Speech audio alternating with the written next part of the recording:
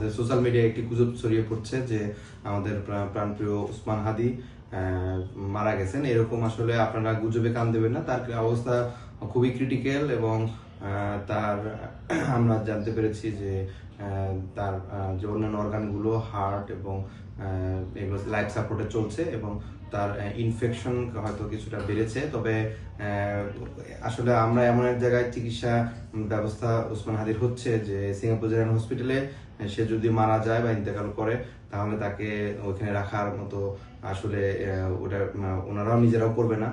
তো এটা বাংলাদেশের মতো কোনো পরিবেশ না যে জোর করে বিভিন্ন জনকে আইসিইউতে যেভাবে রাখে, এরকম কোনো সিচুয়েশন আসলে ওইখানে করার কোনো সুযোগ নেই। যদি তার অবস্থা খুবই সংকটাপন্ন হয় এবং তাকে যদি ডেথ ডিক্লেয়ার করতে হয় সেক্ষেত্রে তারা সাথে সাথে করে ফেলবে। তো যে গুজব আপনারা বিভিন্ন দিকে দেখছেন সেই গুজবে কান না দিয়ে আপনারা তার জন্য দোয়া করেন। সে স্টিল ফাইট করছে এবং আমরা সবাই দোয়া করি যে সে যেন আবার কামব্যাক করে। আর আপনারা সবাই তার জন্য দোয়া করবেন, তার পরিবারের জন্য দোয়া করবেন।